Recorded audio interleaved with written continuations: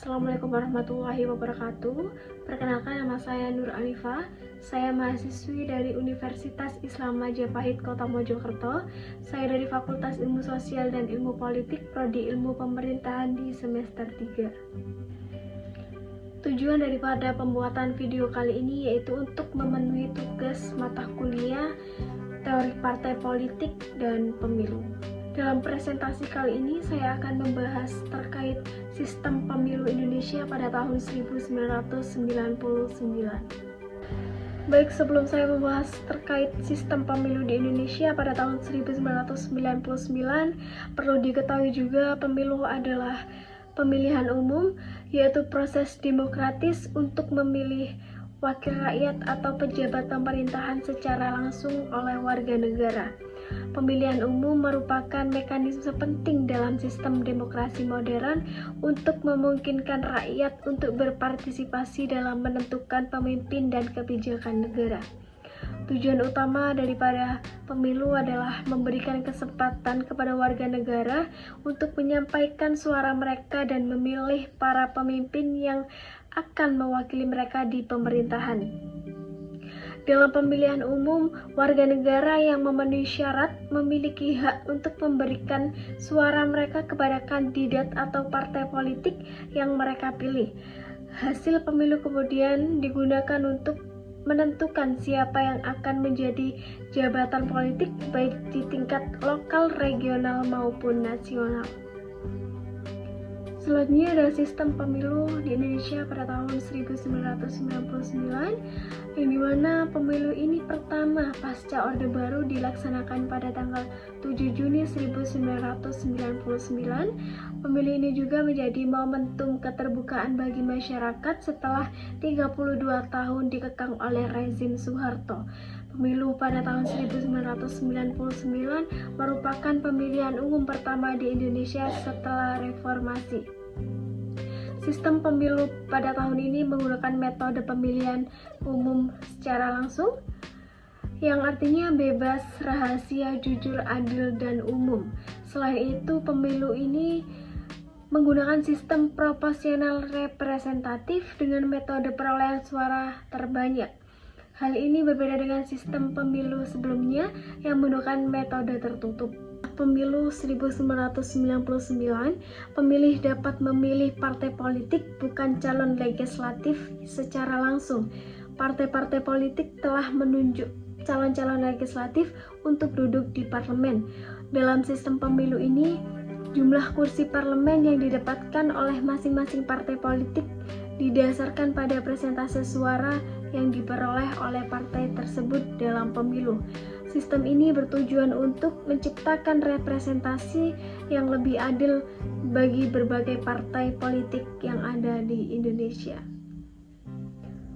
Baik, selanjutnya partai politik peserta pemilihan umum pada tahun 1999 merupakan pemilu yang diikuti oleh 48 partai politik yang berasal dari berbagai spektrum ideologi. Beberapa partai yang ikut serta dalam pemilu ini antara lain Partai Golkar, Partai Demokrasi Indonesia Perjuangan, Partai Kebangkitan Bangsa, Partai Persatuan Pembangunan, Partai Amanat Nasional, Partai Bulan Bintang, dan masih banyak lagi. Satu hal yang sangat menonjol membedakan pemilu 1999 dengan pemilu sebelumnya sejak 1971 adalah pemilu ini diikuti oleh banyak sekali peserta. Peserta pemilu pada tahun 1999 adalah 48 partai. Ini sudah jauh lebih sedikit dibandingkan dengan jumlah partai yang ada dan terdaftar di Departemen Kehakiman dan HAM, yakni mencapai 141 partai.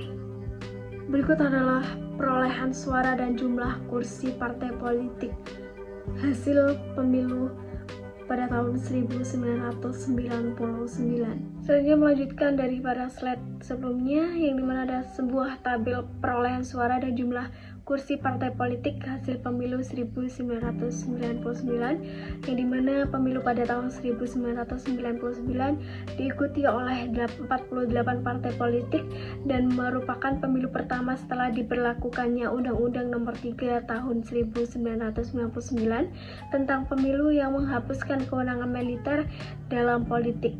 Pemilu ini diikuti oleh lebih dari 100 juta pemilih dan berjalan dengan relatif damai meskipun terjadi beberapa insiden kekerasan. Partai Demokrasi Indonesia Perjuangan atau PDIP yang saat itu merupakan partai baru peserta pemilu keluar sebagai pemenang pemilu pada tahun 1999 dengan meraih suara 33,74% dan mendapatkan kursi sebanyak 153 kursi. Posisi kedua ditempati oleh Partai Golkar dengan meraih suara 22,44% dan mendapatkan kursi 120 kursi. Partai Kebangkitan Bangsa atau PKB berada pada posisi ketiga dengan suara 12,61% dan mendapatkan kursi sebanyak 51 kursi. Sedangkan Partai Persatuan Pembangunan atau P3 ada di posisi keempat dengan meraih suara 10,71% dan mendapatkan kursi sebanyak 58 kursi. Partai Amanat Nasional atau PAN bercokol di tempat kelima dengan meraih 7,12% dan mendapatkan kursi sebanyak 34 kursi. Hasil pemilu pada tahun 1999 menandai kemenangan untuk Partai Demokrasi Indonesia Perjuangan atau PDIP yang dipimpin oleh Megawati Soekarnoputri. Pemilu ini menjadi tonggak bersejarah dalam berjalannya menuju demokrasi di Indonesia dan membawa perubahan besar dalam dinamika politik tanah air. Sejak itu, pemilu pada tahun 1999 menjadi momentum penting dalam menegakkan kembali kebebasan berpendapat dan hak rakyat untuk memilih pemimpin sesuai dengan prinsip demokrasi. Yang terakhir ada pemilihan presiden dan wakil presiden pada tahun 1999. Proses pemilihan presiden dan wakil presiden periode saat itu masih menggunakan mekanisme perwakilan melalui Majelis Permusyawaratan Rakyat atau MPR. Proses pemilihan digelar dalam 2 tahap, yakni pada tanggal 20 Oktober 1999 untuk memilih presiden dan 21 Oktober untuk memilih wakil presiden. Dalam pemilihan presiden pada tanggal 20 Oktober 1999, Abdurrahman Wahid mendapatkan 373 suara. Dia mengalahkan Megawati Soekarnoputri yang mendapatkan 313 suara. Sedangkan dalam pemilihan wakil presiden pada tanggal 21 Oktober 1999, Megawati mendapatkan suara 396. Pesaingnya yakni Ketua Umum P3 Hamzah Has mendapatkan suara 284.